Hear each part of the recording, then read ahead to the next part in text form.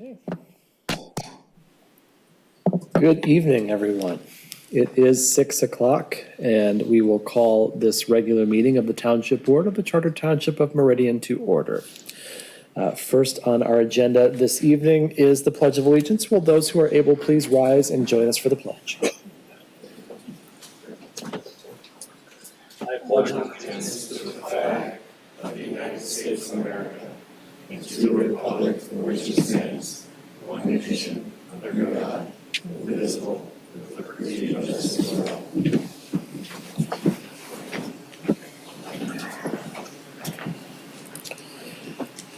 Next on our agenda this evening is a roll call. Will Clerk Demas please call the roll? Supervisor Hendrickson. Here. Clerk Demas here. Trustee Wentz. Here. Trustee Sunland. Here. Trustee Trezise. Here. Trustee Wilson. 5 board members present. Thank you very much. Next on our agenda this evening is presentation. We have two presentations this evening. The first is introduction of a new firefighter paramedic, and for that we have Chief Hamill and half of our fire department. Welcome. Yeah, not quite yet, but close. Supervisor Board, thank you. Again, as always, introduction of a new employee that's going to spend a lot of years here is always an exciting time. Jonathan Sturm. I always say I want to throw that R in the wrong place. I don't know why. But he comes to us from actually Arizona. Ironically, we were getting ready to start our application process, and I got a phone call inquiring from Jonathan. He and his wife and 4 children wanted to relocate back closer to this area. Originally, I believe they were from the Chicagoland area, as he calls it, and with some ties in the Grand Rapids area, I believe on his wife's side of the equation here. But he comes to us with a lot of background training, about 9 years of experience, firefighter paramedic. He's actually a licensed chaplain and peer review, so peer support. So looking at our health and wellness, that's extremely important that we kind of build that program a little stronger than it is. So I'm going to look towards him in the future. He doesn't realize it yet, so now he knows. But just a tremendous individual. Had a lot of conversations with him. Very dedicated, excited to be here. Drove a small Jeep thousands of miles to get here when he relocated, and they're getting ready to close on a house within a few weeks, closer to Grand Rapids. But he picked us over a lot of other departments. He did his research and liked what he saw. So for me, I'm just excited to have Jonathan on the team, and I'll let him talk a little bit about himself, and we'll go from there. Right. Jonathan. Ladies and gentlemen, thank you. I really appreciate the opportunity to come and help serve your community with the fire department. Like Chief said, I do come from a fire department down in Arizona, southern Arizona. I've been telling people I can see Mexico from my house. But we are coming up, family reasons, get closer to my wife's family. Do have 4 kids, 4, 3, 2, and 4 months. So we're a busy family. But we are excited to raise a family in this area and serve the community. So I really appreciate you guys giving me the opportunity to come and serve the community and be part of this organization. So thank you. Thank you. Sir. Welcome aboard. Thank you so much. Yeah. Welcome. Thank you. Jonathan, welcome to the team. Thank you so much. You're welcome. Thank you. Thank you for joining us. Thank you. Yeah. Thank you. Now they're all gonna run out? Everyone listen closely. All right, our next presentation this evening is item 4B from our Green Burial Committee, and we have Bruce Peppers here to talk to us about that.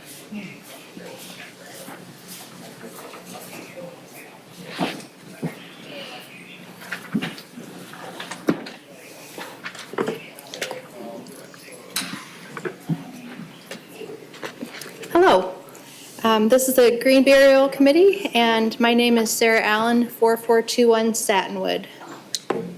Bruce Peppers, 4932 Sioux Way in Oakland. Kim Peters, 5643 Monterey in Haslett.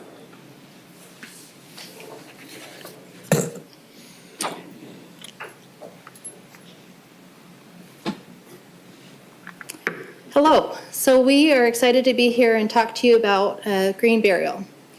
Our goal is to be able to bring a green burial option to our community. Williamston has one, and we would like to be able to have one here as well. Our community already has a lot of green opportunities going on. We have wetland education happening. We have Meridian Conservation Corps that is oftentimes doing things like invasive plant cleanup or gathering that up.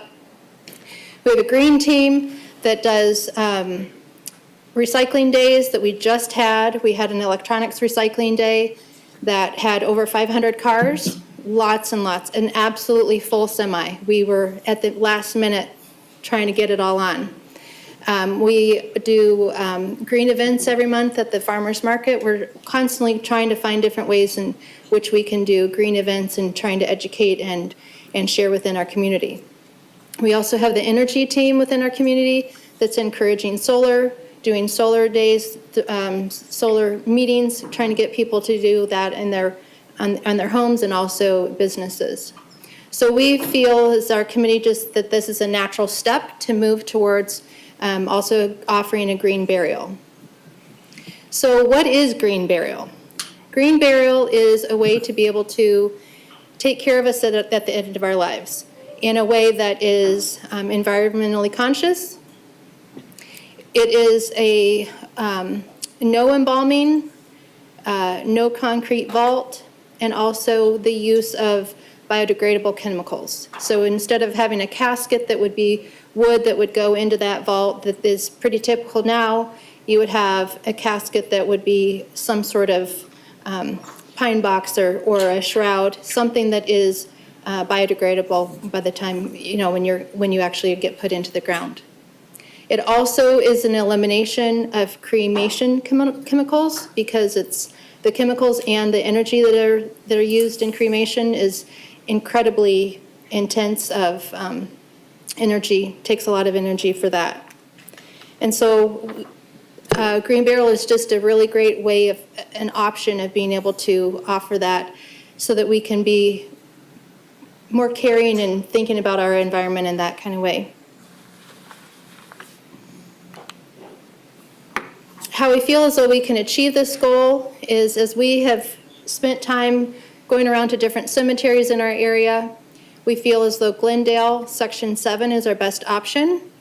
If you see in the picture here that I have that we have on the screen, this is a view of it. Green burial is limited maintenance. You're not having to mow it all the time. It can be made into a natural prairie. The equipment, there's already equipment there on that site. At this time, no plots have been sold, and so it is completely open and available. Other cemeteries in our township are full and no longer available. And then the East Lawn Memorial that's on Memorial Gardens that's on Bennett, it's privately owned, so it's not an option. We went out there and looked at that, but that's not something that we can, we can encourage that, but we can't do anything with that in terms of being residents.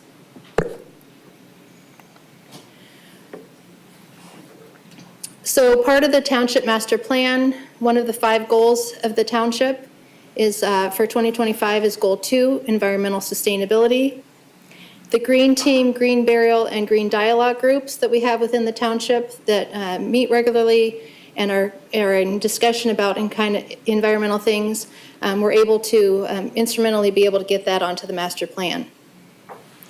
When you look at the master plan, it now says, quote, work with Department of Public Works to determine if a green burial program is appropriate for the township's cemeteries. And this committee, we've been doing the work for a couple of years now, are willing to continue to do the work that there is to keep moving in the direction of being able to do that. So now I will pass off to Kim.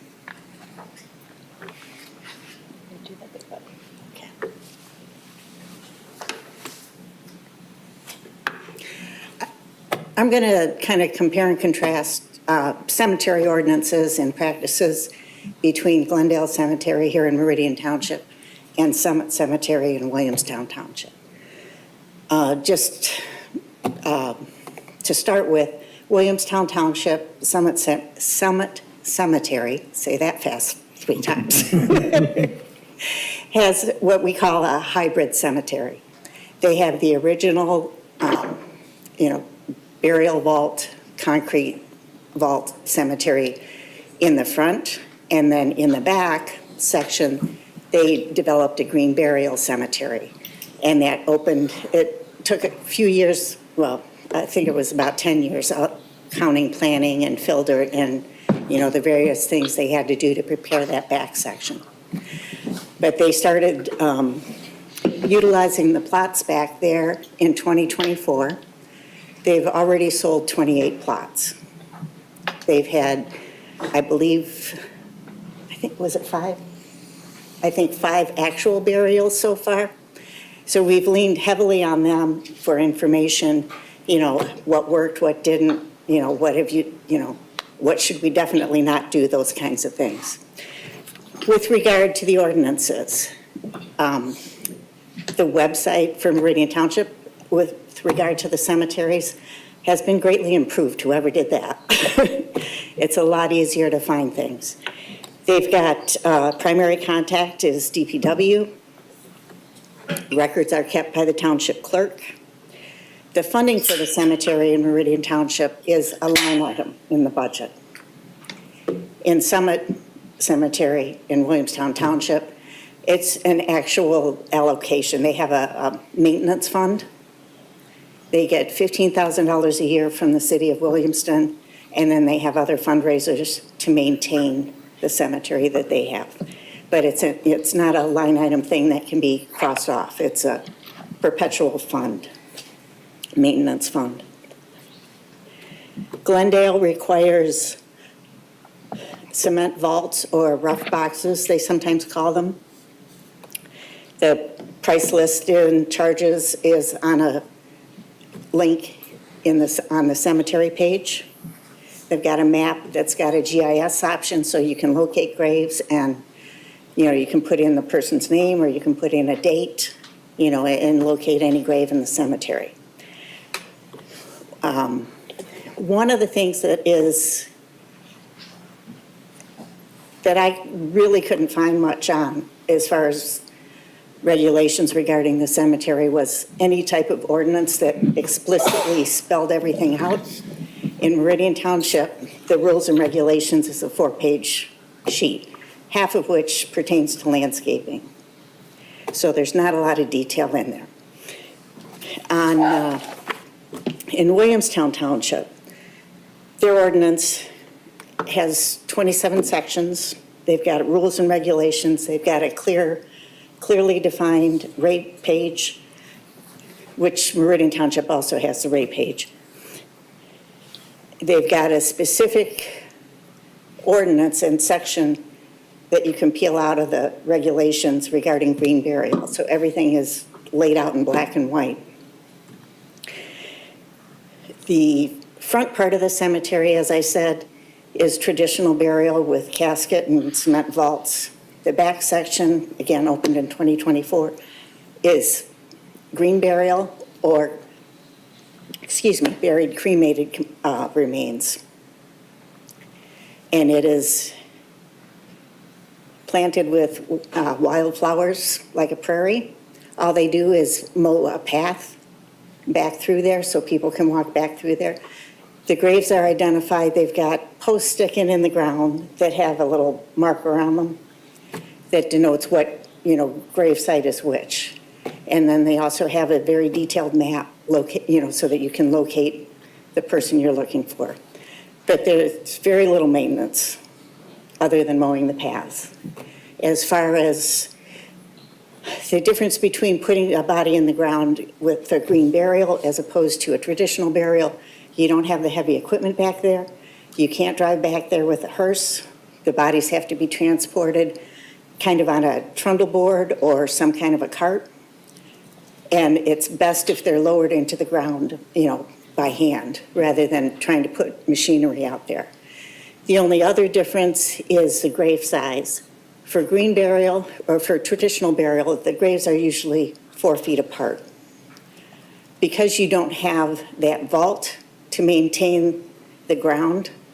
When you bury, for green burial, they recommend that you have a 5-foot path rather than a 4, so that you can shore up the edges of the grave before you put the body in. The other difference is without the casket in the vault, the bodies are buried 4 feet deep. And that promotes decay and everything, but they're deep enough that they're not going to get dug up by animals and things like that. But it allows the body to degrade naturally.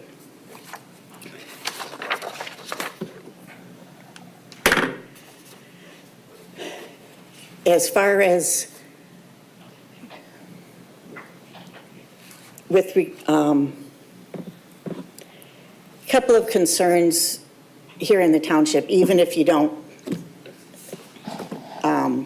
go for green burial, there should be some kind of perpetual maintenance fund on the cemetery. It should be, pretty cut and dried. It should be set aside, and it should be perpetual. You can have fundraisers. You can do historical walks through the various cemeteries. But there should be something, where it's not just, it can't just be written off the budget. It needs to be more clearly defined. The other thing is there should be some type of not necessarily a board, but like someone from the clerk's office, someone from DPW. If you go with green burial, someone from the Parks Department. They get together periodically to go over any changes that might be needed at the cemetery if you have a green burial option. The Parks Department, can take care of, finding what plants work best and, getting those started. DPW is going to be responsible, as they are now, for digging the holes. And then the clerk's office, of course, has the township records, or the burial records. Glendale burial records are online. Riverside or not. I don't know if that's in the works or not. No? That'd be a question for our DPW department, I would imagine. I think they are the ones who Are they do the the- cataloging of that kind of thing. Okay. But obviously, we would like to promote a green burial option in the back and give that as an option for the residents of the township.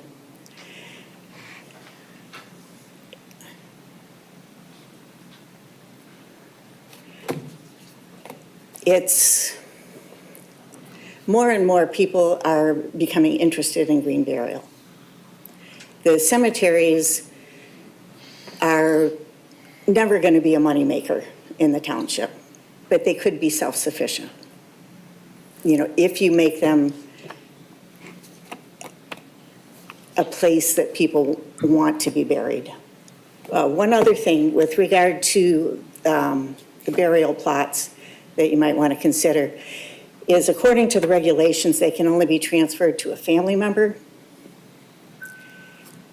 With what Williamstown Township has done is they've allowed those to be transferred, to anyone, whether they're family or not. And they also have an option in there where the township can buy back the burial plot so that you have more open spaces for people that may want them. That's pretty much my portion of the presentation.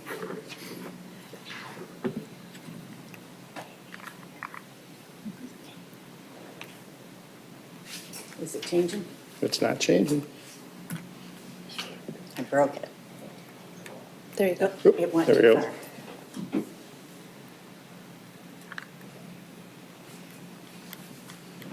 I'm obviously not very, there we go. Ben Franklin said, show me your cemeteries and I'll show you the kind of people that you have. And what I think that he was talking about there is that a community that cares for its public spaces, including cemeteries, it shows that they have a deep concern for their public spaces. Meridian Township does a great job with their parks and preserves. I don't think that our cemeteries right now are, they're like an afterthought. In 2024, the Michigan Township Association publication, Township Focus, published a story called Cemeteries as a Community Asset. And in that, it details what several townships have done to make their cemeteries more user-friendly. Historically, cemeteries used to be places where people would go on Sunday. They would have picnics. They would go through walks. And that goes a long way towards making a cemetery a community asset. Our current cemetery ordinance, as Kim has said, would need some revisions. Sorry.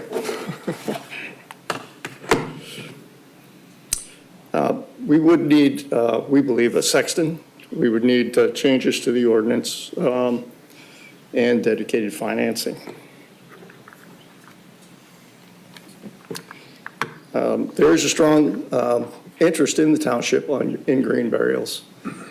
Last summer, I got a table at the township farmers market, and I polled market goers to see how they felt about green burials.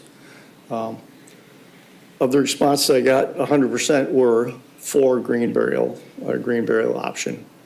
And about 80% of those people actually felt strongly enough that they gave me email addresses that I could keep them posted on the progress of this committee.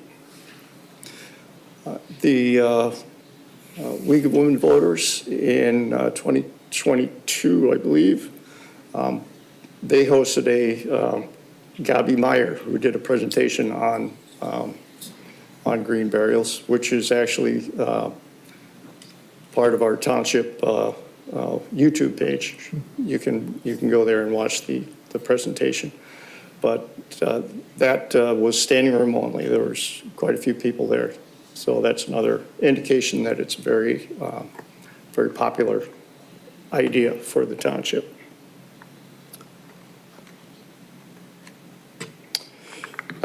Our ultimate goal, if we really had a magic wand, would be a preserve type setting that's a standalone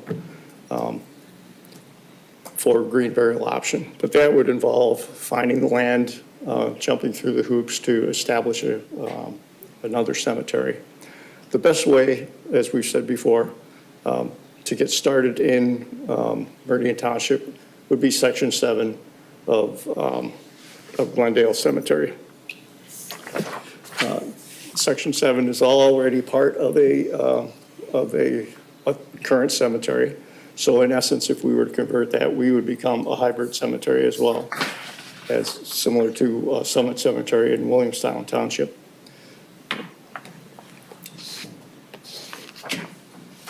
The section is platted out right now, as you can see on this diagram. This is from the township, the old cemetery website. But none of those plots are for sale currently. Right now, it is used as, by the Public Works, as a spoils and landscape waste depository. If we were to change this over, it would require some cleanup. It would require changes to, one minor change to the cemetery ordinance that's currently on the township website, which would be for the green section, concrete vaults would not be required. That would be the minimum change that we would have to make there.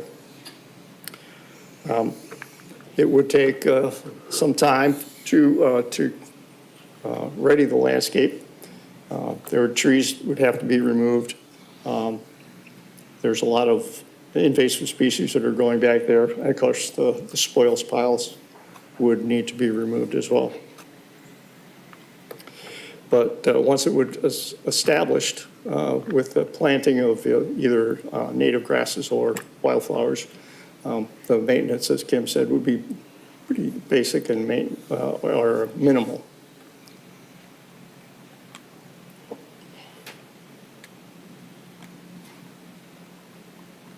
Here we go. Here's the pictures of different views of Section 7 from the first picture that we showed you earlier in the presentation.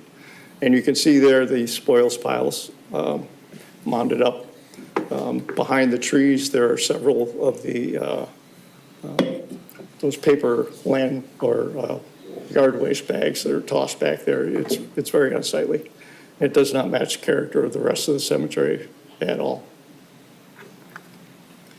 So those trees that you see there are red pine. They're very old at the end of their lifespan, so most of them are in pretty tough shape. They would need to come down. And everything green that you see there is basically honeysuckle, which is an invasive species. And behind that is a slight dip that is in the spring. It's just chock full of garlic mustard, which is another invasive species. So there'd be some work to cleaning it up, but it would turn into a very nice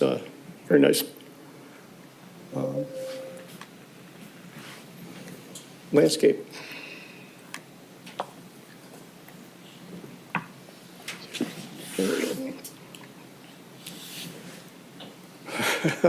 I'm sorry. Well, there we go.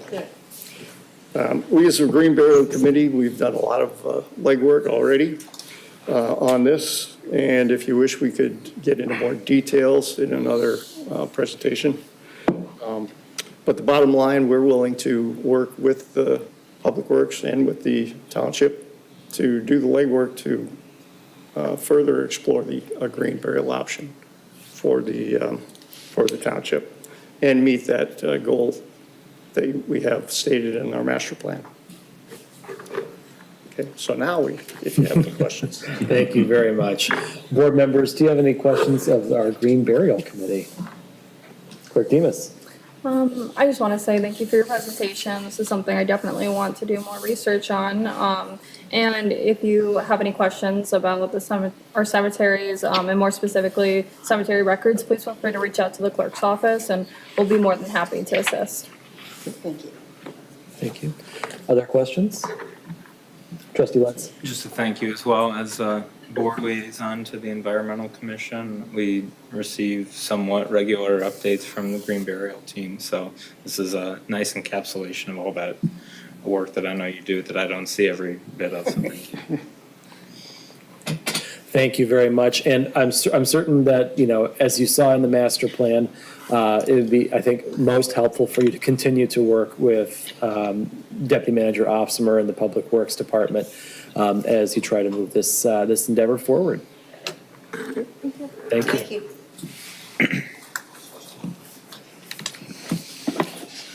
Next on our agenda is item 5, which is citizens address agenda items and non-agenda items. There are several opportunities for public comment at tonight's meeting. Members of the public who wish to address our agenda or any item not on our agenda have the opportunity to do so at the beginning of the meeting now, as well as near the end of the meeting. Those who wish to address the board must complete a green card, which are located at the table near the door, and present that card to the board or a member of the staff. Pardon me. When it's your turn, the supervisor, that's me, I'll call you up to this podium to speak to the topics indicated. While it's not required, it is helpful for the sake of our meeting minutes if you can provide your name and address for the record at the beginning of your remarks. Citizens are required to limit comments to 3 minutes. An automated system keeps track of the time, and an indicator light and audible beep will alert you when you have 30 seconds remaining and when your time has expired. Members of the board value comment and input from our public. The meeting format and rules, however, do restrict board members from engaging in conversation with commenters or answering questions directly. Questions and concerns may be addressed by board members at a later time or be referred to a member of the township staff to follow up on. Please remember to address all comments to the board and or the board's chair and not to individual board members or to others in the audience. With that, we have several green cards this evening. First up, we have Ingham County Commissioner Monica Schaefer. And then Beth Bechtel, you're on deck. Yes. Good evening. Hello, thank you. Thank you for having me tonight. And thank you for allowing me to be your Ingham County Commissioner for Meridian Township. I represent District 6, 7, and 22. I've been doing it now for about 2.5 years, and I absolutely love being the voice. So I love being involved with the community. I love getting to know everybody. I love going to the different meetings and just understanding the people that I represent, because I am their voice of the county as well as your voice of the county. A couple of the things that I serve on, just to get people familiar, is that I serve on the Law and Courts Committee. So if you have any questions and concerns with the Ingham County, with the Sheriff's Office or anything 911, animal control, all of that, I represent that. And I also represent the Human Services Committee. So one of the things that is on our Human Services Committee that had come up on it, and that is relevant to me, and is relevant to a lot of our community members. At our last Human Services, actually 2 Human Services committees ago, we have some budget concerns because we're working on our 2026 budget. And some of those budget concerns is one area that we are going to potentially be cutting back as a county, in which I'm not in favor of, but that is in our MSU extension program. So we have approximately about $110 million general budget. We have approximately $326 million budget overall. This takes into effect about $400,000 of that budget, but we've got it kind of narrowed down where we're working with MSU and it's at a much lower level. But we still are looking for the funding for that. During our Human Services Committee meeting, we had 2.5 hours of public comment. In our Law and Courts meeting, or our Finance Committee meeting, 2.5 hours of public comment of people within our district here and people within Ingham County. So if they have the ability to come to those meetings and stand up and step up and fight for something that they want that really affects the people of the county and affects their families, affects their lives, affects 3 generations of people, I think that me as a county commissioner can come and step up and fight for them and use their voice as well. So what I'm asking here for in my last 30 seconds is I'm asking for your support. I'm asking that you reach out to some of the county commissioners and you express support too, because this impacts Meridian Township dramatically. You have a lot of residents here that have been 1st, 2nd, or 3rd generation 4-H. You have a lot of master gardening program recipients in this area. And it's not only that, it's your health, there's so many different things that the MSU extension takes into account. The biggest thing that I look at is in the master gardening program, thousands of pounds of produce go to less fortunate people. But I'm asking for your support, and I thank you for being your commissioner that represents this district. Thank you. Thank you very much. Beth Bechtel, and then Jade Shee is on deck. Dear Meridian Township Board members, I respectfully ask that you are fiscally and financially responsible when approving the 2026 Meridian Township budget. Please keep in mind that Meridian Township residents pay one of the highest property taxes out of 1,240 Michigan townships, because Ingham County has the highest property tax rate out of 83 Michigan counties, and substantial property taxes also go to the Meridian Township, local school districts, etc. In this current time with very high interest rates, inflations, tariffs, please be mindful of the financial burden that many residents are currently experiencing to make ends meet to pay for basic life's necessities. At the last board meeting, staff presented that property taxable values are budgeted and forecasted to increase by 3.7% in 2026 calendar year, which is a very unfortunate, significantly high annual increase for township residents. Please note that the inflation rate multiplier for property taxable values was 3.3% in 2022, the maximum 5% in 2023 and 24, 3.1% in 2025, and now 3.7% in 2026, which calculates just these last 5 years to a total of 20.1 increase in the inflation rate multiplier for property taxable values.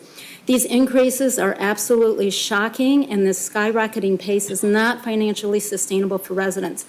To put this in perspective and for comparison purposes, please note that historically, the property taxable values inflation rate multiplier for 2021 and almost 10 years prior was annually averaging only 1% to 2%. With this current reality, our young adults may never have an opportunity to purchase a home. Real estate agents are reporting they are not selling homes to adults that are younger than age 35 because even though young adults can afford the monthly home mortgage payments, they are unable to pay the ever-increasing astronomically high property taxes and home insurance. When approving the 2026 budget, please ensure fiscal and financial responsibility by minimizing cost, eliminating wasteful spending, and eliminating luxury expenses such as the December 14th, 2024 credit card expenses totaling almost $2,000 at go-karting entertainment, eliminating frequent credit card expenses at local donut shops and local restaurants, etc. Township residents need your fiscal and financial help, reducing cost and expenses now more than ever. Again, I respectfully ask that the board members be fiscally and financially responsible with all details pertaining to the 2026 budget. Please keep primary and foremost in your minds the current challenging times that the township property taxpayers are facing and enduring now and in the future years to come. Thank you. Thank you. Jade Shi, and then Diana Cavalier is on deck. Thank you for the opportunity to allow me to share my concerns. I'm here today to express my concerns about the Authentics project proposed by Ident Continental as a developer. I emailed the board, the township last week. So I think either I or the Continental, the developer, they have conducted the irresponsible actions last week. Without the permission, without the project being approved, they have already cutting down the trees and also, took the soil sampling, all those unlawful behavior and actions. So that's a strong evidence that they may conduct more harmful and reckless actions if the project is approved. So I'm here to strongly oppose the project. And also, the developer wrote a letter back to the residents about this, about our concerns. And they assume that the multifamily development project is more beneficial for the CPE residents. I disagree. Because the original commercial use land would be a lot more beneficial to the CPE residents and also for the whole township, and also and they have never conducted any surveys or interviews with the CPE residents, but they have made a decision on behalf of the residents there.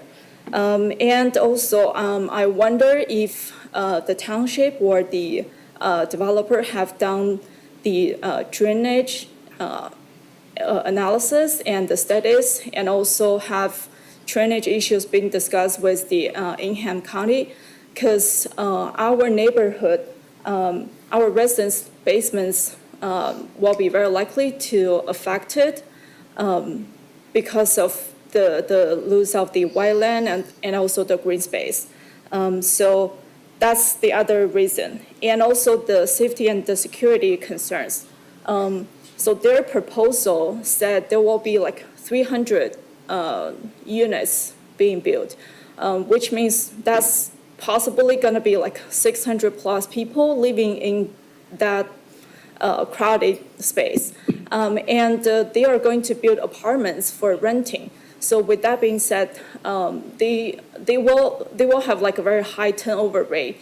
And we will likely to see an unstable profile living in that property. So that will put the CPE residents and also the nearby residents at risk for the safety and security reasons. And also not to mention the traffic and the environmental issues that other residents have already been discussed and mentioned. Thank you. Thank you very much. Diana Cavalier? Yep. And then Yidi Du is on deck. Okay. I'm Diana Cavalier. I live at 1508 Belvedere, and I also am expressing the same concerns about the project in Central Park. I think that, to her point, 300 units, so 600-plus people living in that condensed area on the curve of a two-lane road is really a recipe for disaster as far as traffic and congestion. I also think that it will increase potentially pressure on the school system, which I have a child that goes to Okemos High School, and they're already, short teachers and at capacity for classrooms. I think it could potentially increase incidents of crime. I know that, they're setting a certain rate for the rentals right now, but my question is, if those don't fill up, will they then drop the rental rates? And, potentially, we don't know who would be moving into that area of the neighborhood. And there is the new development south of there, which has not filled up yet, but I'm already seeing traffic from that, and it's not full.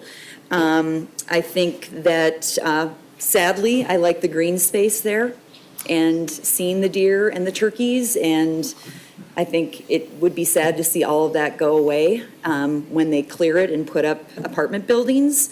And then, to her point, I don't know if there's been a drainage assessment done, but we are aware of another project that was built, and the neighborhood ended up having drainage issues because of that new development that went in. So those are my main points, I guess. I'm opposed to it. Thank you. Thanks. Edie do, and then that's the last green card I have. If anyone else would like to address the board, now would be a time to fill out that green card. Sir. Hi, good evening, members of the Township Board and the Township Manager and neighbors. My name is Edie Du, and I live in 1572 Maiden Lane in CPE. And my wife and I moved to Meridian Township last year, so you can see how disappointed we are that we heard the new project coming to our community. So last week, we received a letter from the Continental Property. They are claiming that changing the current commercial zoning to high-density residential, which is 14 units per acre, which is very high in our township, I would say. They said there will be benefit for the residents locally, and I strongly disagree. And many of us have already a firm opposed this project. So if the land is cleared for dense apartment, we won't just lose open space. We will also lose irreplaceable wetland habitat. Once those habitat, wetland and woodland are disturbed, the wildlife will never return, which is a permanent loss for the Meridian Township. I also understand there may be some concern of the township about the potential legal challenge from a large developer, IDE, which I heard from the Mr. Schmidt. I don't know if this is true or not for the board of the township, but please also consider that because of the property value loss that we have in the community, there's a potential that the residents of the CPE community are also filing a lawsuit against the township. So for these reasons, I respectfully urge you to reject the proposed rezoning and preserve the existing commercial zoning and low-density residential zoning of 8 units per acre for that parcel. Thank you for your time and consideration. Thank you. Anyone else wishing to address the board at this time? Seeing none, public comment is closed at 6:44 p.m. Next on our agenda is item 6, Township Manager Report. Manager Dempsey. Yes, good evening, board members. Just two things tonight. The first one is, for those that weren't able to make the listening session last week that the board held, we'll be compiling, or are actually in the process of compiling, the summary from that. We should have that online no later than October 15th, maybe even as early as the end of the week. But once it's out there, well, we'll be sure to communicate that. So we encourage people to take a look at that for those that might be interested in what questions were asked and then the responses to all of those questions. So I look forward to that coming out. And then I do want to recognize, last week we had the retirement of Battalion Chief Rudy Gonzalez after 25 years of service to the fire department. So we want to thank him for many years of service to our township and its residents. So thanks, and we wish him the best in his retirement. Thank you very much.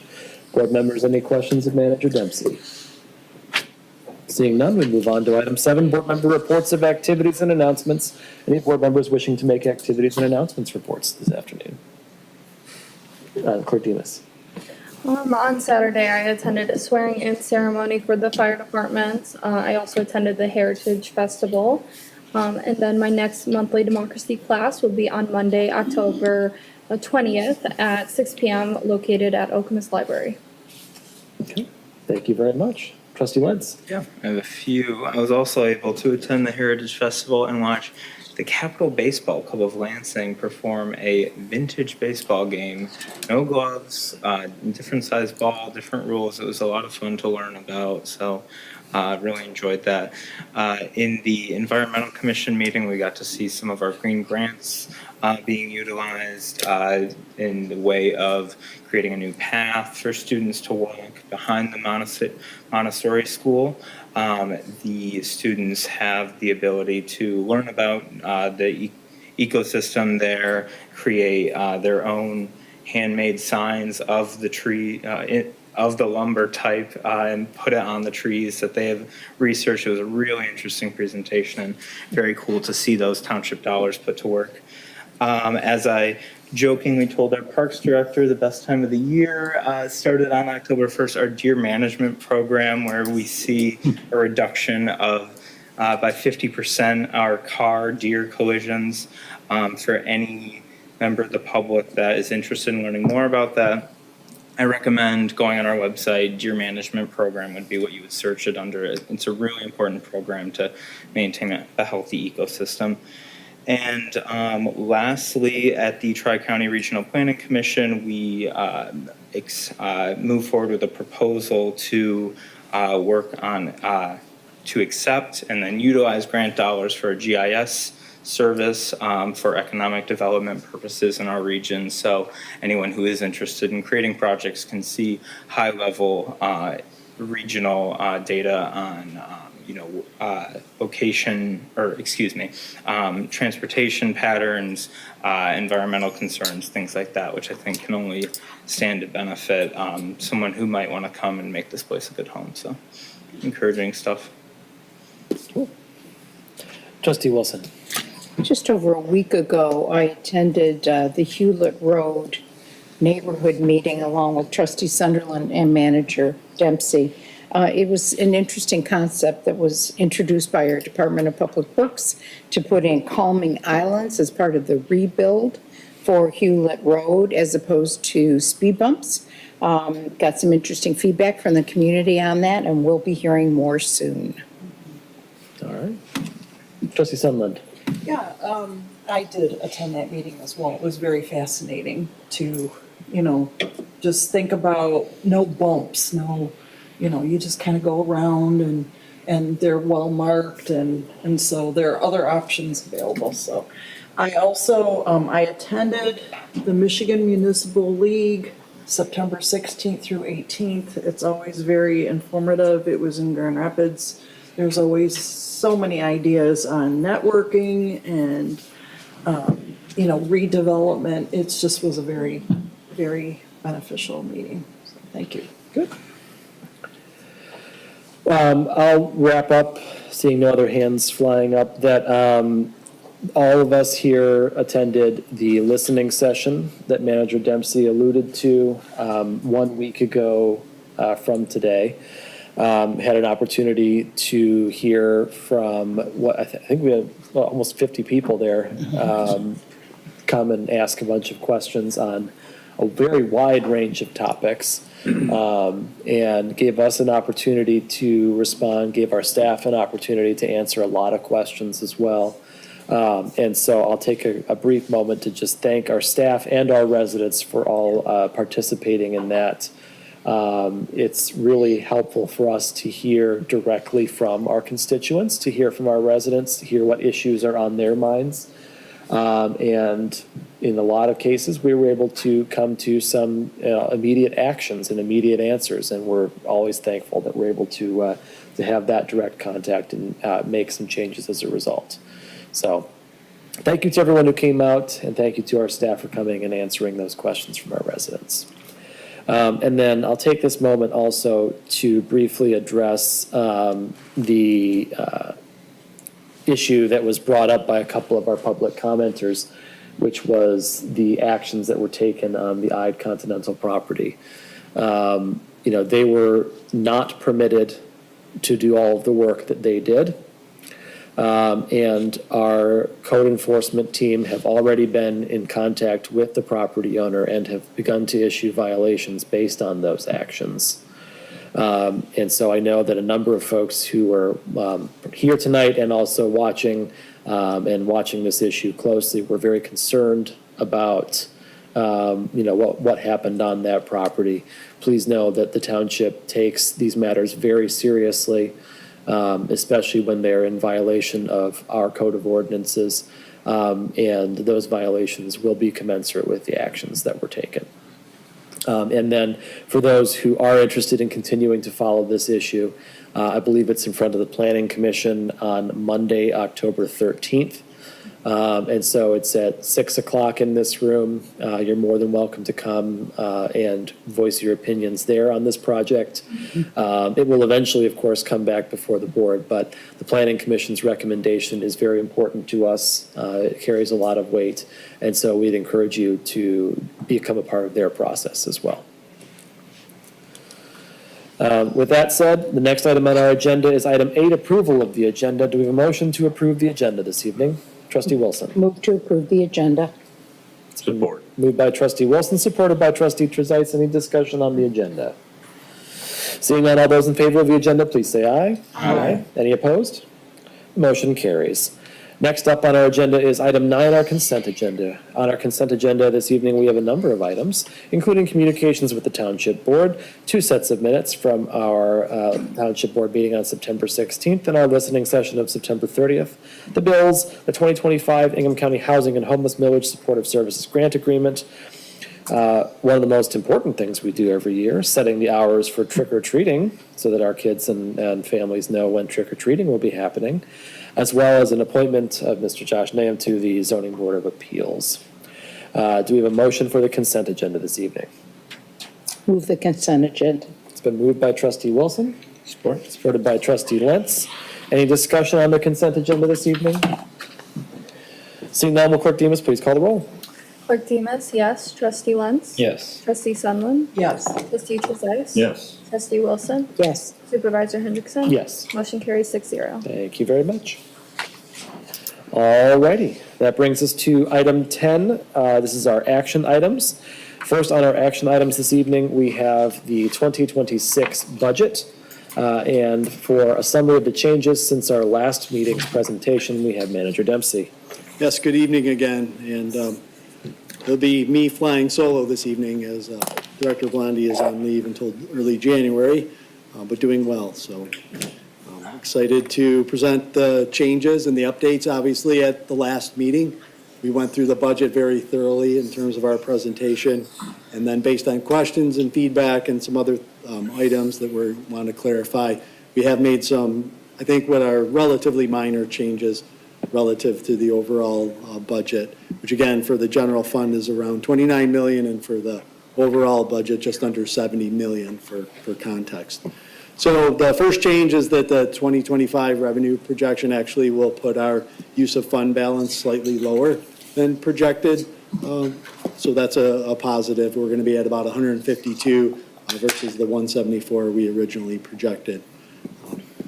For 2026 general fund adjustments, I'm not going to walk through each of these specifically in terms of all the dollar amounts, but the net change here for use of fund balance is a slight increase of about $7,400.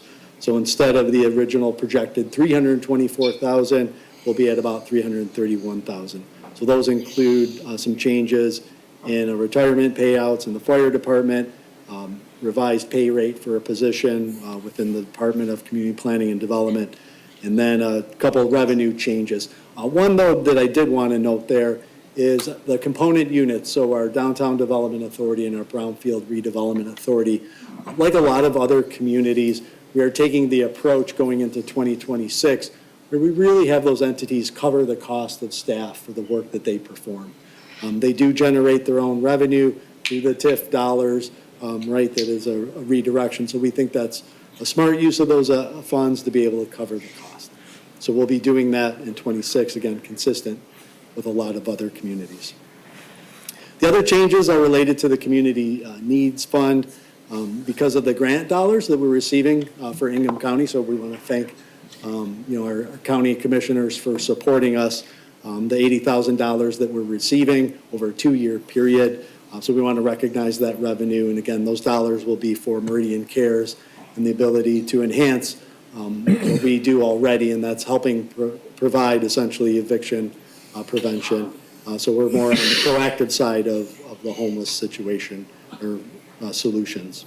And then the other one is the ARPA fund, the CHILL grant that we've received through MISTA, recognizing the funds that are being expended there for that aspect of the grant dollars. But again, grant-funded monies that don't impact the general fund. And then all the other changes that were in there were sort of minor clarifications and typos throughout the document. So that document's been updated. The link to that document is available online. The one thing that's not in the memo are the 2 outstanding items that we talked about last time that are sort of looming out there that are fairly significant. The first one, we do have some clarity on now. The state has, adopted its budget, although the clarity is not 100%. And that's on our constitutional and statutory revenue sharing. The easy one is statutory. We know that one is going to remain the same. It's going to have the same formula, so that money will be flat. That was the area that we sort of expected that there might be a cut. What was a little bit unexpected, although not totally surprising, is the change to constitutional, which is our biggest portion of our $5 million that we receive from the state. That money is now going to be impacted because of the road funding bill. So the sales tax at the pump is going to be shifted to a fuel tax to help fund the road deal across the state. That will reduce revenue, the constitutional revenue sharing. For us, we're looking at now, based on the most current estimates, roughly around $200,000 decrease. But that also assumes that sales tax projections sort of play out as they typically do. We know that those can fluctuate depending on the economy. However, there is going to be additional public safety funding that will be allocated around $75,000. So the net impact to us, we think, will probably be in the nature of $125,000 plus or minus. But again, that's sort of preliminary. We did not want to incorporate that information into the budget yet until we get sort of the final calculations. We prefer to get that data from the Department of Treasury. The numbers that we're using right now are coming from the House Fiscal Agency and the Senate Fiscal Agency, and those analyses don't necessarily line up exactly yet because they use some different sources at times. So as we get clarity, we'll bring that back to you. If there's a significant swing in any way, we would look at a budget amendment. We could even do that prior to the budget year, of course. But right now, we feel pretty comfortable with where our estimates were, where those estimates are going to be, that hopefully we're not going to see much of a variance overall. The bigger outstanding issue is the health insurance matter. We're still working through our bids. We have received additional bids. Unfortunately, I'd like to come in and say, yep, those bids really came in well below what we've seen already, but they haven't. We're sort of lining up with a significant increase. So we're looking at potentially around a $500,000 increase in healthcare costs compared to the prior year without dramatic changes.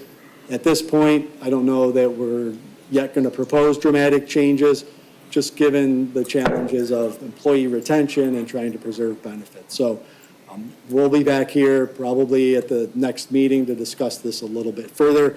But again, at this time, we don't want to adjust the budget.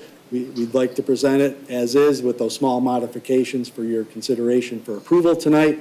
And then as we get clarity around the health care issue, again, we can come back with a sort of a single line item, or if the revenue sharing is also part of it, a 2-line item adjustment before the end of the year, but prior to the 2026 start. So at this point, we'll wait and see on those until we get that clarity. But again, this evening, asking you to look at approving the budget as has been slightly modified from your last meeting. But with that, I'll certainly entertain any questions if there's still remaining items around anything that I laid out or any prior items that we presented. Sure. I'll get us started. You said that you're projecting a $500,000 increase in the healthcare expenditures. What kind of increase had we budgeted for? So we budgeted for about a 12% increase on healthcare. The $500,000 increase is closer to about a 25% increase. So we budgeted for about half of that dollar amount. So our sort of net change is roughly half. Okay. Thank you.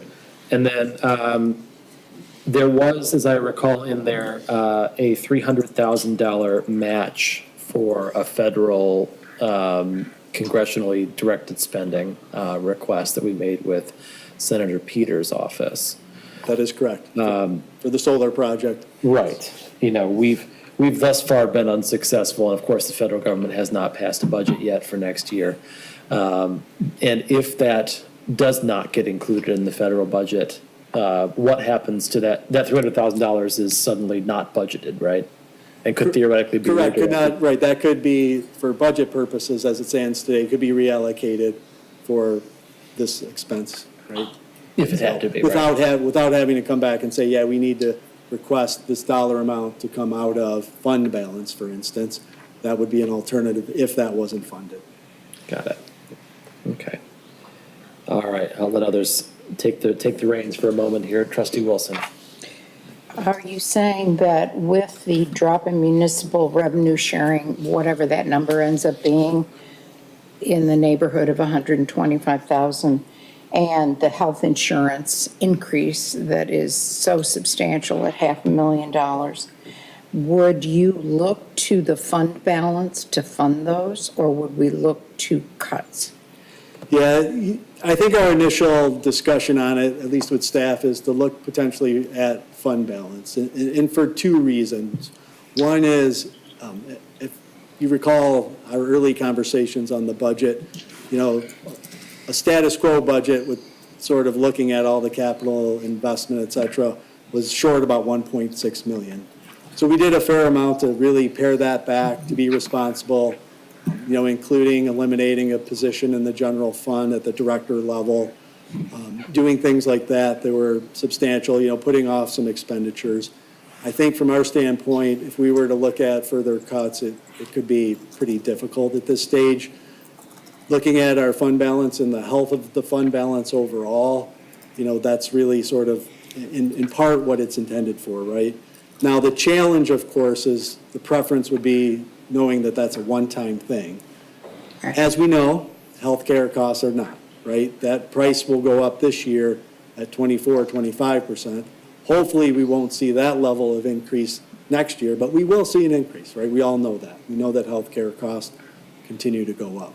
So hopefully that impact will be lessened and we can sort of look more comprehensively.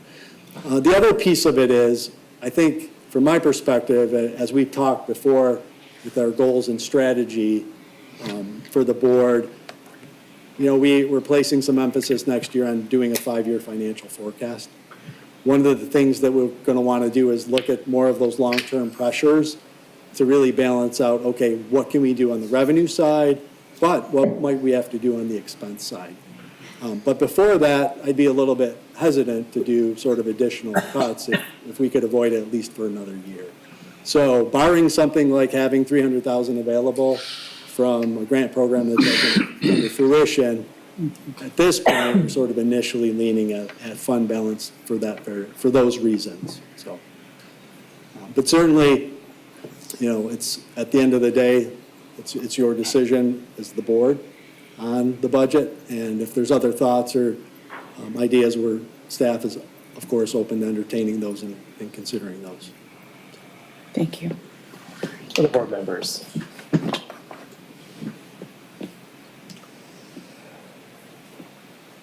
I don't see any hands jumping up. I think, you know, we've all sort of expressed a similar sentiment that, is not a happy day, right? I mean, this is the representation of the culmination of a lot of work by Manager Dempsey, by Director Blondie, and by all of our department heads who have contributed to this budget. And certainly compared to the other several budgets that I've seen in my time on the board, this is the most constrained that we've been. There's no, big capital projects. We're not installing solar arrays in, various facilities unless we get a massive grant from the federal government.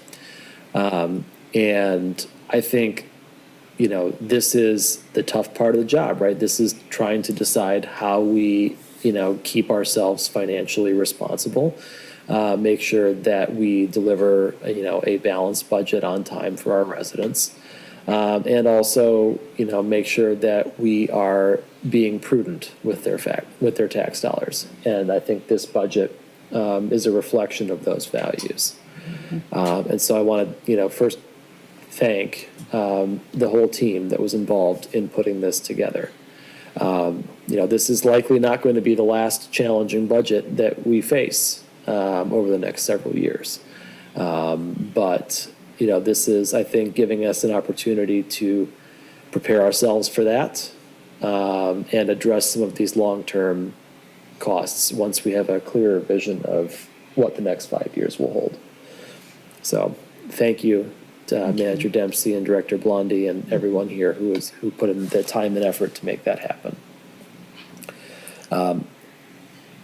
I don't see a motion in the memo, but I believe we just simply need to make a motion to accept the 2026 budget as presented. Trustee Trezise. I will make that motion, and I move to accept the 2026 budget as presented. Always subject to amendment as necessary in the future, but to get a place to start, I think this is a good budget. And thank you for your effort. And hopefully it's better than we think. It's been moved by Trustee Trezise. Do we have a second? Second. It's supported by Trustee Lentz. Any further discussion on the budget? Are we only moving, since there were additional comments, are we only moving the 2026 budget as presented? These amendments in here are. Right. Yes. Okay. Which is how it was presented. Yes, those are all fully incorporated now to the Thank you. revised document. All right. So the motion, any further discussion on the motion? I would just second the thank you by the supervisor for, you saw how many comments I had when you first presented this. So I appreciate you walking me through all this. I think it, shows our value or our values as a township to have this balanced budget. I'll also add that, our ability to take a look at this final budget with relatively minimal commentary is, I think, reflective of the involvement of the board from the outset, and the ability to have some of those conversations earlier this summer. I think that was valuable from our perspective. So I think it would be helpful if we can continue that process so that we maintain our involvement with that as an ongoing thing. This does require a roll call vote. Clerk Demas, will you please call the roll? Trustee Lentz? Yes. Trustee Sumlin? Yes. Trustee Trezise? Yes. Trustee Wilson? Yes. Supervisor Hendrickson? Yes. Clerk Demas, yes. Motion carries 6-0. Thank you very much. That brings us to our next action item this evening, which is the appointment of a township treasurer. As everyone who's up here knows, we met at 4:30 this afternoon to interview our candidates for township treasurer. We had one. And I want to make sure that we take a moment to, reflect on the fact that having one candidate does not mean that we did not have an excellent candidate, which we absolutely did. We did. In Linda Burkhart. She came and acquitted herself very well, answered all of our questions, still had the interview process, and I think her answers were exemplary. And I believe she will make a fine township treasurer. I look forward to having her up here at the dais at our next meeting. With that said, there had been some discussion about whether we give ourselves some additional time to think about this and push this off to October 21st. But given that we have one candidate, my recommendation as a part of this memo here would be to move to appoint someone this evening. So if there is that will of the board, would someone take a moment to make that motion? Trustee Trezise. I believe the first motion is to waive our general policy to take action on the first night it's presented to us. Yes, so that's a motion to suspend our rules for Suspend the immediate rules to consideration. go forward for consideration. Okay, do we have a support for that? Supported, moved by Trustee Trezise, supported by Trustee Wilson to suspend our rules for immediate consideration of this action item. All those in favor of suspension of the rules, please say aye. Aye. Aye. Any opposed? Motion carries. Thank you very much for helping us to remember to keep that administrivia ahead of us. And then a motion on this agenda item. Anyone would like to make that? Trustee Wilson. Move to appoint Linda Burkhart to the position of Township Treasurer effective Today. October 7th, 2025, to serve through the November 2026 election cycle. Been moved by Trustee Wilson, supported by Clerk Demas. The motion before us is to appoint Linda Burkhart to the position of Township Treasurer effective this evening to serve through the November 2026 election cycle. Any discussion on the motion? Trustee Wilson. I was so impressed with this candidate. She had ready answers. She had clearly done her homework in preparation for this. I think it shows that she will be the caliber of treasurer that we look forward to working with. So I'm extremely pleased to be able to support this action. Trustee Trezise. Yeah, I agree with that, and also her background is very strong from an accounting standpoint. She's been very active in various public service positions, primarily with nonprofits, managing them, running them, serving on boards, and I think she will be an excellent addition to this board as well as operate the Treasury Department very well. Clerk Demas. Yeah, I really like how prepared this candidate was, and I think she's going to make a great treasurer. I'm excited to work with her, and she came prepared. She had really good answers.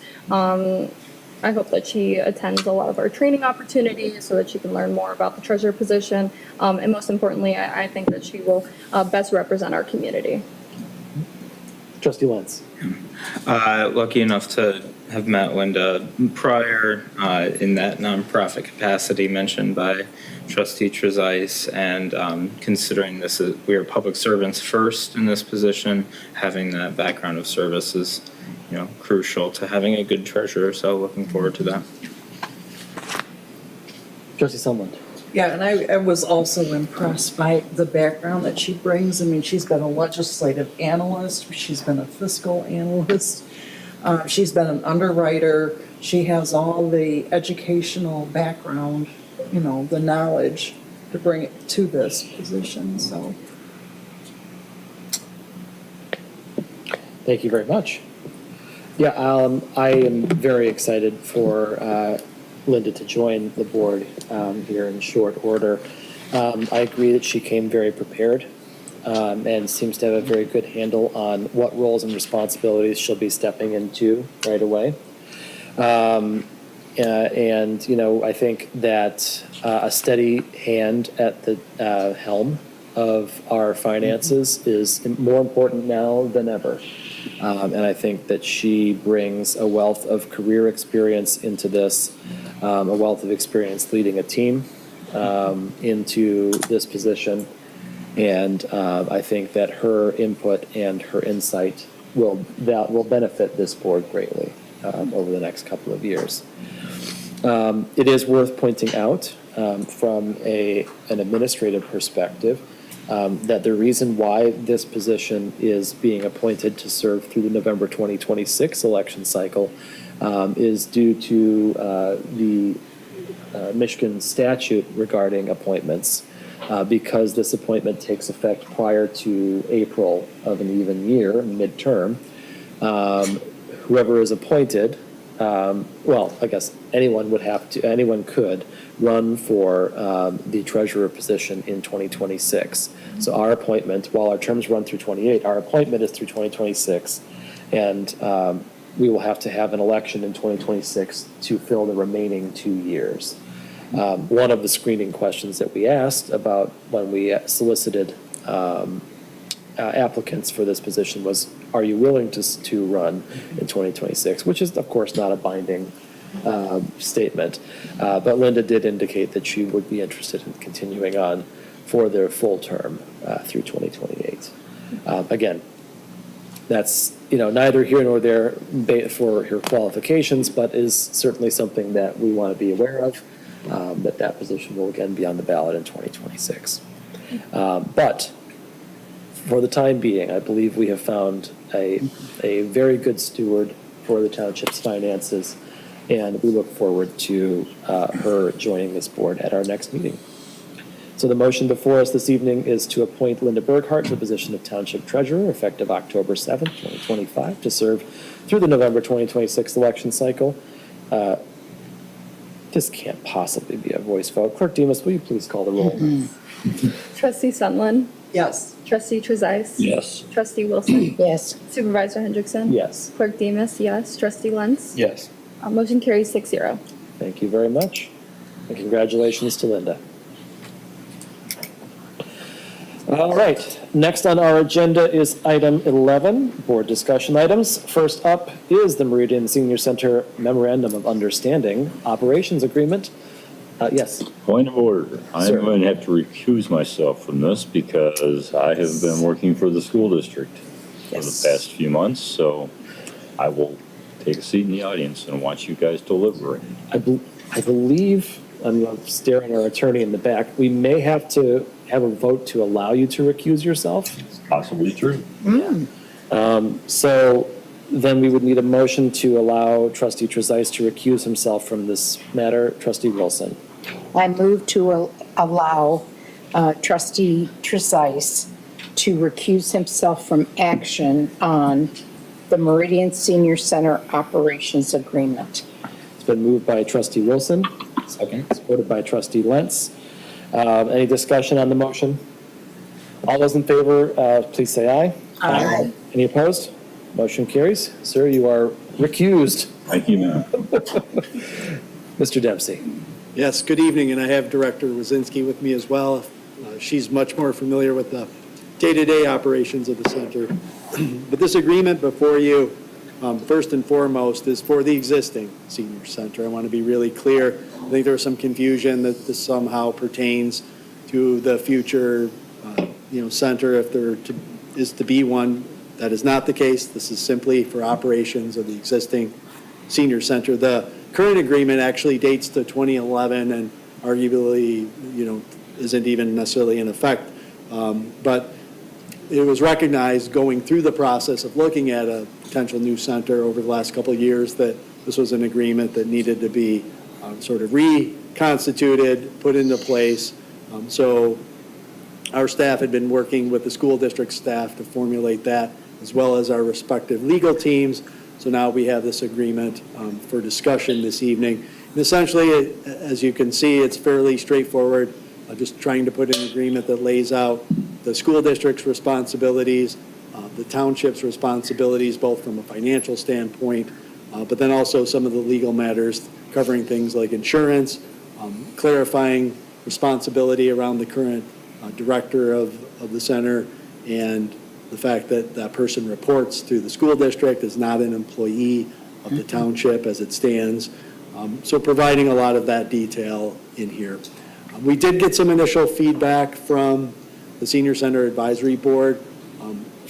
I do want to point out that the responsibilities on page on page 2, section 2B for the township, probably can use some clarity here because there are some activities that the staff of the center perform, not necessarily the advisory board. So we'll likely tweak some of that to fall in better alignment, so we will be cleaning that up.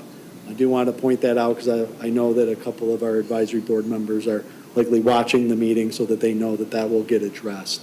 But besides that, The agreement, we think, again, is straightforward, lays out some things, and does have an expiration date that does coincide with the closure of the center in May of 2028. Now, that doesn't mean that there isn't an arrangement that goes beyond that, but for our purposes here, to try to keep it as simple and as straightforward as possible, we thought that was a clean ending date.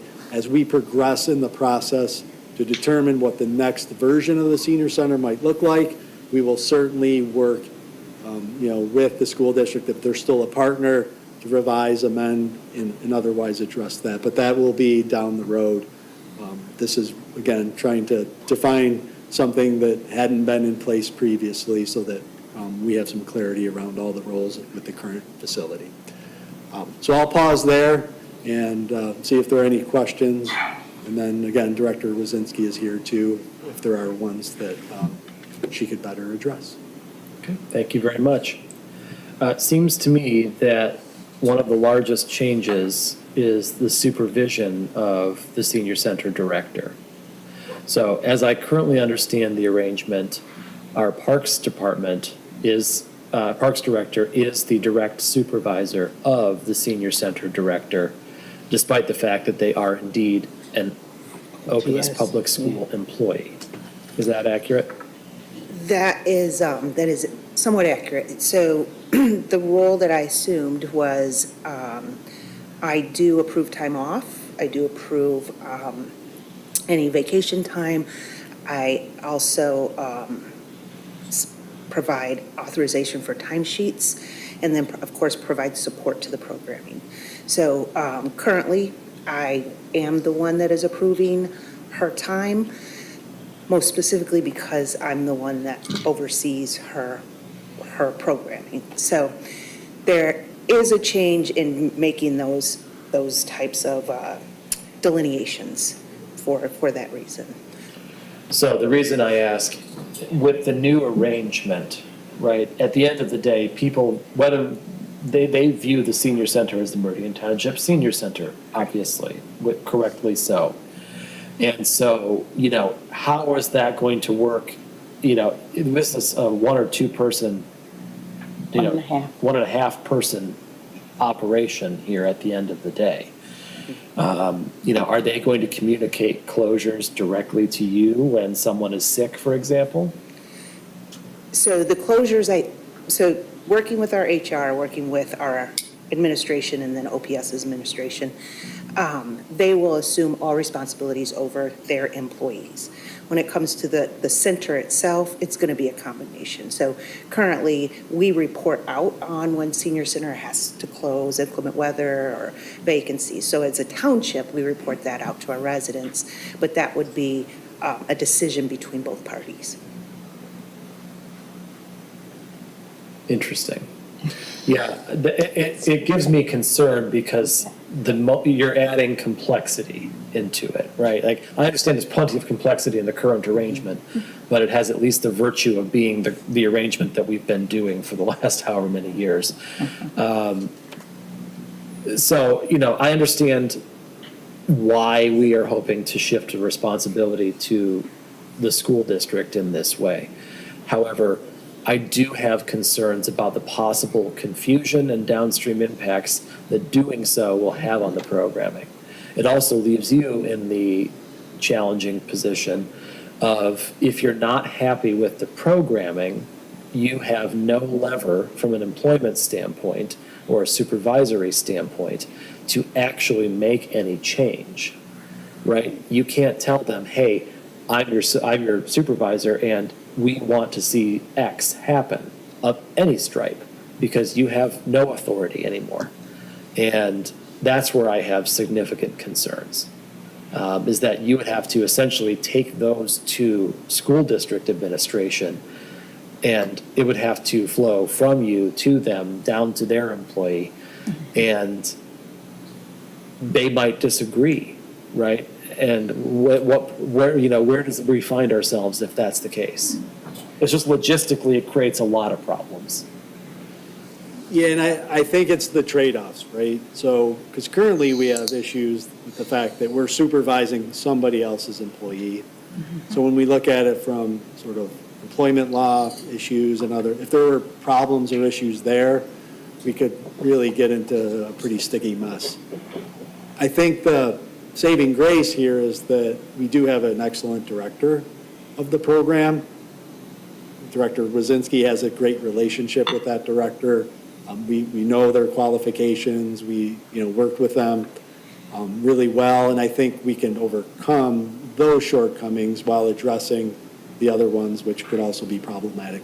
The fact of the matter is, the way you have two entities working on this right now is really not the ideal scenario. If you were to create this from scratch, you would do it differently, right? It would be sort of one entity would have control really of all of it.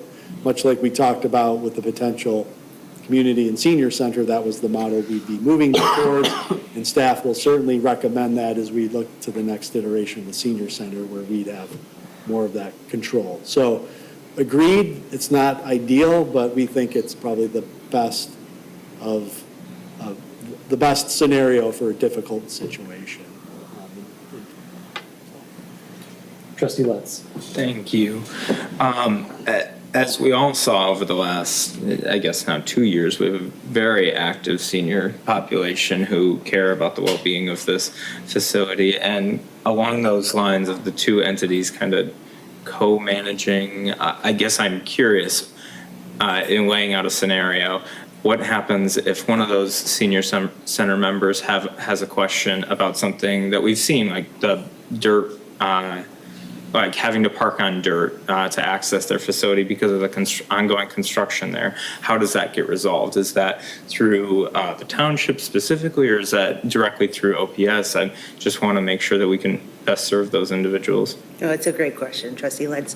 Currently, that's probably one of the easiest cut and dry, is anything facility related, is Okemos Public Schools. Okay.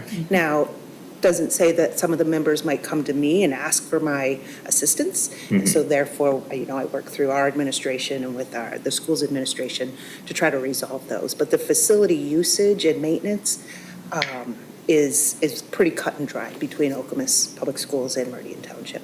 Oh, thank you. Trustee Wilson. Can we put some additional language into this agreement that goes, that identifies a notice process for Director Wazinski to be notified of closures or activity upcoming or something? Because otherwise, if you read this, all you read is that OPS is in charge.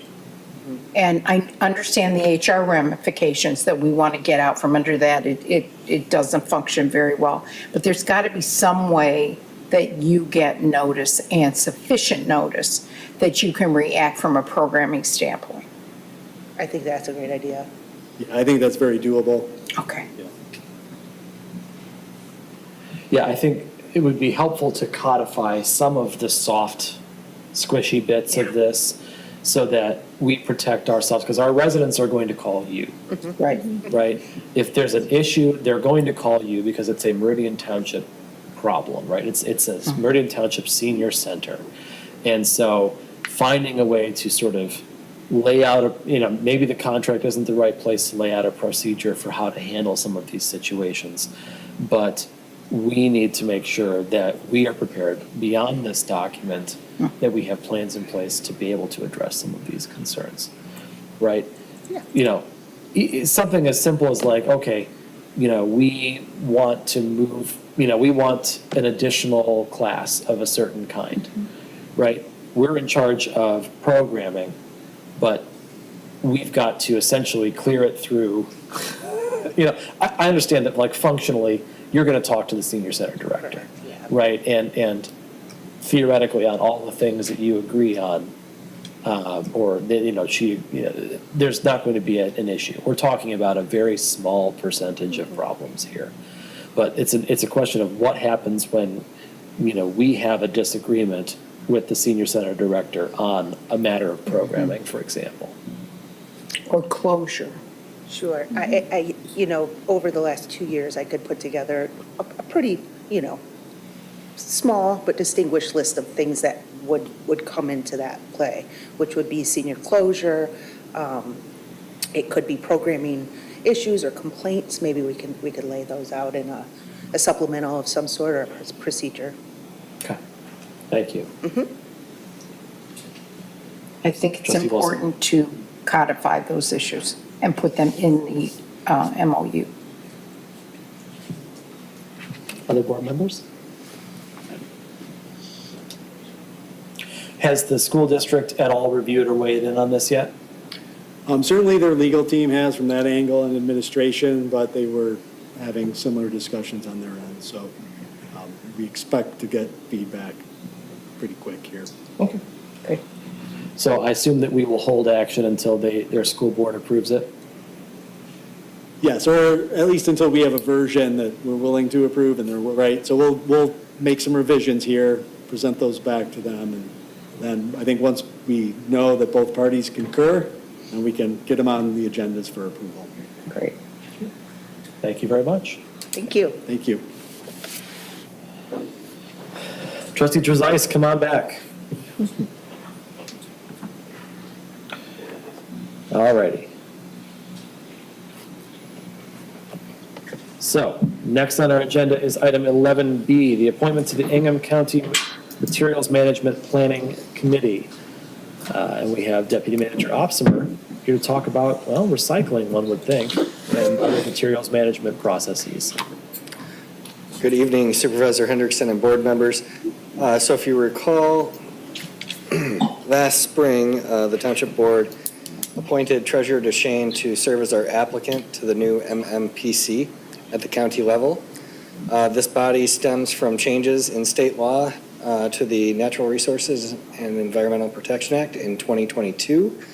The purpose of those amendments to state law were to overhaul the state's solid waste management programming at the county level and to require all the counties to adopt new materials management plans that account for sustainability, namely recycling and composting.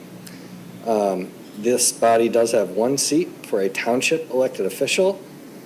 Being that Treasurer DeShane is no longer a township elected official, he no longer can serve on this body. So I know he was interested in continuing his service on this body if it were feasible, but that is not the case. The township being the largest township in the county, we did want to bring this back to the board to see if any of the current board members or the newly appointed treasurer would have an interest in this position. And the application window, to the best of my knowledge, is still not open. We've received no communication that it is.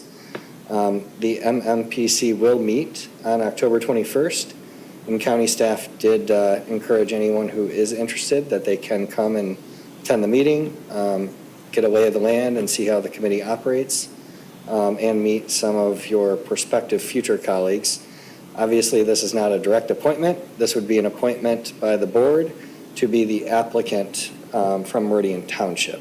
And then there could be competing applicants from other townships in the county. And with that, happy to answer any questions that the board may have. Again, no recommendation, or we're not asking that the board take any action tonight. We would bring this back on November 6th for action. Board members, any questions for Deputy Manager Opsimer? Trustee Trezise. Do you happen to know what the meeting schedule is or the commitment is? Yes, I do. Very good question, Trustee Trezise. The committee generally meets on the third Tuesday of every month at 3:30 p.m. At the Ingham County building down on Cedar Street in Conference Room A. So it is during normal business hours. That was probably one of the reasons why Treasurer DeShane took this appointment. So it's not the most timely meeting for those who have a day job. Unless that job is as an elected official. Correct. Well, board members, I think at this point, chew on whether you would like to raise your hand for this appointment. And we'll be bringing it back. I think it might be helpful, since our newly appointed treasurer is not here with us at the moment, for her to be briefed on this probably prior to that meeting, just so that she's aware and can think about that too. But we'll be taking volunteers. If anyone would like to do so, feel free to reach out to Dan and Tim about that. And Also, in addition to the meeting, the the duties, expectations, responsibilities, what the position entails would be helpful. Absolutely, we can do that. Thank you. I believe Charlie DeShane was the chair of this committee, was he not? I don't think that's a transferable requirement, but. She wasn't chairing, but perhaps. Yeah. maybe I'm misremembering that, but. Cata. Oh, well, he's definitely, no, he didn't chair CATA, but he was secretary treasurer, I think. That's right, correct. Anyway, we'll see you back in a couple of weeks. Thank you. Thank you. Next on our agenda is item 12, comments from the public. Any members of the public wishing to make comments at this time? Seeing none, we close public comment at 7:35 PM. Any other matters and board member comments? Okay, seeing none. Next up, we have a closed session, which we need to make a motion and have a roll call vote to enter into. A member of the board wishing to make that motion this evening? Trustee Trezise. I move to enter closed section under Michigan compiled law 15.268, paren 1, close paren, H, close paren, to consult with township attorney regarding a confidential written legal opinion. Support. It's been moved by trustee Trezise, supported by trustee Wilson. Clerk Demas, will you please call the roll? Trustee Trezise. Yes. Trustee Wilson. Yes. Supervisor Hendrickson. Yes. Clerk Demas, yes. Trustee Lentz. Yes. Trustee Sunland. Yes. Motion carries 6-0. Thank you very much. I think let's take a moment and refill our waters and whatnot as we go to the room, and then we'll get started.